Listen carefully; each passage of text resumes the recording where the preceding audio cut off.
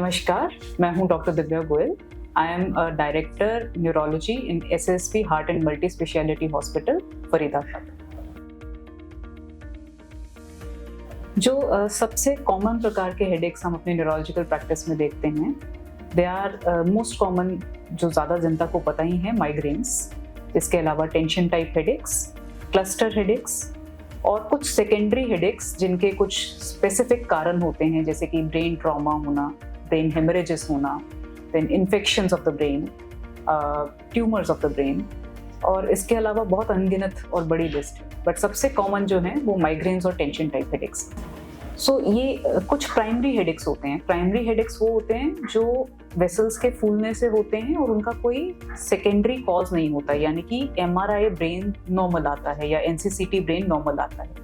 उनकी main 3 categories हैं: migraines, tension type headache and cluster headaches.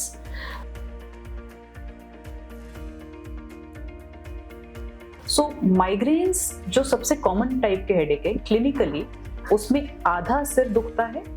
उसके अलावा फोटोफोबिया और फोनोफोबिया, यानी कि लाइट और साउंड से परेशानी होती है। नॉजिया, वॉमिटिंग होता है, उल्टी का मन करता है। और ये हेडेक्स ज़्यादातर फीमेल्स में कॉमन होते हैं और इनकी ड्यूरेशन 4 से लेकर 72 घंटे तक लास्ट कर सकती है। माइग्रेन्स में कभी कभी ऑराज भी होते हैं। ऑराज यानी कि पेशेंट को हेडेक होने से पहले ही आभास हो जाता है कि हेडेक होने वाला है। उसमें विजुअल ऑराज यानी कुछ स्कोटोमास या कुछ लाइट्स दिखना, सेंसरी ऑराज, डिजीनेस जैसे चक्कर से आना या कोई अजीब अजीब सेंसेशंस फील होना बॉडी में, ये सब ऑराज कहलाते हैं। These are followed by acute headaches, जो कि काफी सिवियर इन इंटेंसिटी होता है। सेकेंड टाइप का हेडेक है टेंशन टाइप हेडेक। जैसे माइग्रेन में आधा सिर ज्यादा दुखता है, tension type headache is a band like headache. वो पूरे सिर में होता है और स्ट्रेस इंड्यूस्ड ऐसा लगता है जैसे सिर पे कुछ बांध दिया गया हो। सर भारी रहता है, आप स्ट्रेस्ड आउट रहते हैं, and as the name indicates, tension type headache, यानी ये किसी स्ट्रेस के प्रभाव के कारण होता है। स्ट्रेस किसी भी तरह का हो सकता है, कोई personal stress, familial stress, financial stress और any type of other stress in the going on. तो इसमें नींद डिस्टर्बेड रहती है, पेशेंट इरिटेबल रहता है, ज्यादा अग्रेसिव हो सकता है, गुस्सा आ सकता है, और बैंड लाइक हेडेक जैसे मैंने बताया वैसा होता है। Then the third type of headache is a cluster headache. Cluster headache एक ऑटोनोमिक किस्म का सरदर्द होता है, जिसमें ज्यादातर ये मेल्स में कॉमन होता है और ज्यादातर नॉकटर्नल यानी रात को प्रभावित करता है। तो इसमें ज्यादातर एक ही साइड इन्वॉल्व होती है, राइट और left, and it is limited to that side only. Migraine आधे सर को इन्वॉल्व करता है, लेकिन वो राइट या लेफ्ट रोटेट करता रहता है, कभी वो राइट में होगा, कभी लेफ्ट में होगा। ऑन द कॉन्ट्ररी, जो क्लस्टर हेडेक्स हैं वो हमेशा ही एक साइड को इन्वॉल्व करते हैं। अगर राइट हुआ है तो आपका हर बार क्लस्टर का अटैक राइट में ही आएगा, and vice versa on the left. इसके अलावा क्लस्टर हेडेक्स में कुछ जुड़े हुए सिम्टम्स होते हैं। जब अटैक होता है तो लगभग 10 मिनट की अवधि में ही वो पीक पे चला जाता है, बहुत सिवियर पेन होता है।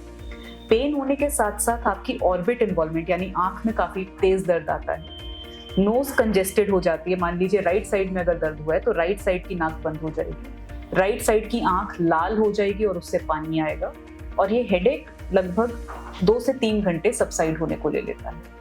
तो क्लस्टर हेडेक्स एक बहुत ही डिफरेंट तरह के हेडेक्स होते हैं, स्पेसिफिक सिम्टम्स के साथ। ऑटोनॉमिक सिम्टम्स यही हैं, यानी नाक का बंद होना और आंख से पानी आना, लाल हो जाना। ये बात हुई है अभी तक प्राइमरी हेडेक्स की। इसके अलावा जो हेडेक्स होते हैं वो सेकेंडरी हेडेक्स होते हैं। सेकेंडरी हेडेक्स मतलब है कि जिसमें कोई ना कोई पर्टिकुलर कॉज है, या जो एमआरआई और एनसीसीटी पे हम डिटेक्ट कर सकते हैं ऐसा कॉज है। तो उसमें आ जाते हैं brain traumas, haemorrhages, tumours, infections of the brain, sometimes parasitic infections, tubercular infections, अन्य इस तरह के कोई भी सेकेंडरी कॉजेस। इसको प्राइमरी से डिफरेंशिएट ऐसे किया जाता है कि इसमें जो हेडेक होता है, it is specific in location as well as short in duration. जैसे मान लीजिए किसी को ब्रेन ट्यूमर हुआ है तो उसको हेडेक्स कॉमनली होते हैं, थ्रू आउट द डे होते हैं। इसके साथ एसोसिएटेड नॉजिया एंड वॉमिटिंग होते हैं, और वो पॉस्चरल हो सकते हैं। जैसे मान लीजिए पेशेंट झुकने की कोशिश कर रहा है तो उसे झुकने पे वॉमिटिंग आएगी, और वॉमिटिंग भी प्रोजेक्टाइल आती है। प्रोजेक्टाइल यानी बहुत फोर्स से आती है, दूर जाकर गिरती है। तो ये इस तरह, हालांकि वॉमिटिंग्स माइग्रेन्स में भी आती हैं, बट माइग्रेन्स में वॉमिटिंग्स पोस्चरल नहीं होती। ऐसा नहीं होता कि आप झुके तो आपको वॉमिटिंग्स आएंगी और या फिर वो दूर जाके गिरेंगी। सेकेंडरी हेडेक्स में ये दो कॉमन फीचर्स होते हैं। प्लस सेकेंडरी हेडेक्स एक पर्टिकुलर एज के बाद होते हैं। ज्यादातर सेकेंडरी हेडेक्स जैसे ट्यूमर से रिलेटेड हेडेक्स जेरियाट्रिक एज में होते हैं, जबकि माइग्रेन्स एक यंग एज या मिडिल एज में होते हैं। देन जो बाकी के हेडेक्स हैं, जैसे कि मान लीजिए ट्रॉमा रिलेटेड या हेमरेज रिलेटेड हेडेक्स हैं, उनमें नॉर्मली ऐसी हिस्ट्री ही मिल जाती है कि आप डिफरेंशिएट कर लेते हैं, रोड ट्रैफिक एक्सीडेंट हुआ है, या फिर सब रेक्नोइड हेमरेज एक हेमरेज होता है जिसमें सडनली इतना तेज सिर दुखता है कि उसको कहा जाता है the worst headache of life. It is like a lightning, इतना तेज होता है, इतना इंटेंस होता है कि इंसान से सहा नहीं जाता है, और उसमें साथ में नेक रिजिड हो जाता है। तो नोजिया एंड वॉमिटिंग, जिसमें वॉमिटिंग प्रोजेक्टाइल हो, पॉस्चरल हेडेक्स यानी झुकने या किसी करवट लेने से हो रहे हो, और नेक की स्टिफनेस यानी गर्दन का पीछे से अकड़ाव, ये सेकेंडरी हेडेक्स को इंडिकेट करते हैं।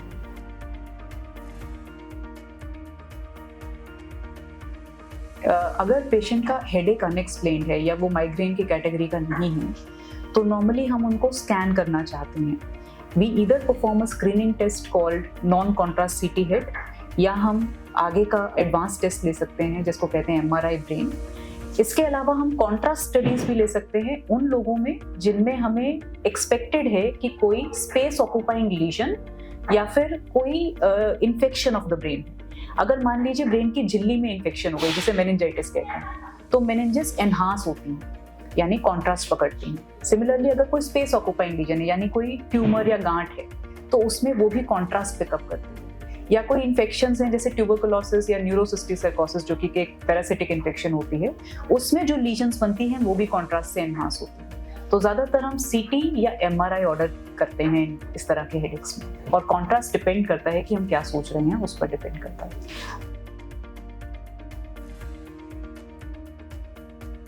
जी, ये सिनेरियो स्पेसिफिकली हमारी कंट्री में बहुत ही कॉमन है कि पेशेंट्स नॉर्मली पेरीफ्री से या केमिस्ट से ही दवाइयाँ लेके या पेन किलर्स खुद से ही सेल्फ प्रिस्क्राइब करके खा लेते हैं।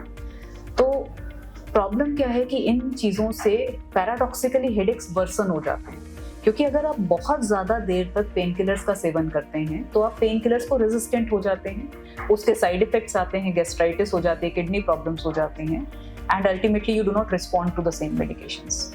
तो इसमें हमारा अप्रोच ये रहता है कि पहले तो पेन किलर्स स्टॉप करवाए जाएं, हेडेक का टाइप ढूंढा जाए, एंड आफ्टर डिलिनिएटिंग कि कौन सा हेडेक है, प्राइमरी है, सेकेंडरी है, और उसमें भी आगे कौन सा सब कैटेगरी है, उसको डिलिनिएट करने के बाद स्पेसिफिक ट्रीटमेंट दी जाए, और पेशेंट को पेन किलर सिर्फ SOS बेसिस पे अलाउ किए जाएं, यानी एज एंड व्हेन रिक्वायर्ड, उनको रेगुलर इनटेक मना कीजिए। माइग्रेन्स एक लाइफस्टाइल डिजीज है जिसमें एक लंबा ट्रीटमेंट देना पड़ता है प्रिवेंटिव फेज में। तो अगर आपके हेडेक्स 2 या 2 से ज़्यादा बार पर मंथ हो रहे हैं, तो आपको एक प्रिवेंटिव थेरेपी पे डाला जाता है instead of routinely giving the pain killers. तो अबॉर्टिव ट्रीटमेंट्स में बहुत सारी दवाइयाँ उपलब्ध हैं, जैसे कि कैटेगरी वाइज बोलें तो कैल्शियम चैनल ब्लॉकर्स हैं, बीटा ब्लॉकर्स हैं, कुछ एंटी एपिलेप्टिक मेडिसिन्स हैं। तो इनको कैटेगराइज करते हैं हम एज, सेक्स, एथनिसिटी और टाइप ऑफ हेडेक के हिसाब से, और उसके बाद हम उनको उनके साइड इफेक्ट से अवेयर करवाते हैं, और उनका डेली कंप्लायंस इंश्योर करने के लिए उनको बार बार फॉलोअप पे बुलाया जाता है। इसके अलावा कुछ लाइफस्टाइल चेंजेस बताए जाते हैं, जिसमें धूप में कम निकलना, हंगर रिलेटेड जो प्रॉब्लम्स आ रही हैं उनको एड्रेस कर देना, यानी हर 2 घंटे में कुछ मंचिंग कर लेना, एडिक्वेट स्लीप हाइजीन रखना, इस तरह की चीज़ें बताई जाती हैं। ये जो दोनों तरह की दवाइयाँ हैं, CGRP एंटागनिस्ट हो गए या फिर बोटॉक्स की ट्रीटमेंट हो गई, ये ज़्यादातर क्रॉनिक माइग्रेन्स या रेजिस्टेंट एपिसोडिक माइग्रेन्स में दी जाती हैं। ये जी हाँ, हमारी प्रैक्टिस में भी ये दी जाती हैं, बट इनकी कुछ स्पेसिफिक कैटेगरीज है कि कौन से पेशेंट्स में दी जाएं। जो पेशेंट्स एपिसोडिक माइग्रेन्स के हैं लेकिन 2 या 2 से ज़्यादा दवाइयों से उनका रिस्पॉन्स नहीं आया है या फेलियर ऑफ रिस्पॉन्स हो गया है, सिमिलरली इन क्रॉनिक माइग्रेन्स 2 या 2 से ज़्यादा दवाइयों से उनका फेलियर ऑफ रिस्पॉन्स हो गया है, उन्हें हम CGRP एंटागनिस्ट या बोटॉक्स थेरेपी पर डाल सकते हैं। बोटॉक्स बेसिकली हेड के अराउंड लगाया जाता है, स्कैल्प में इंजेक्ट किया जाता है, जिसका इफेक्ट लगभग 3 से 6 महीने का रहता है, उसके बाद अगर पेशेंट को रिकरेंस हो रही है तो दोबारा लगाना पड़ता है।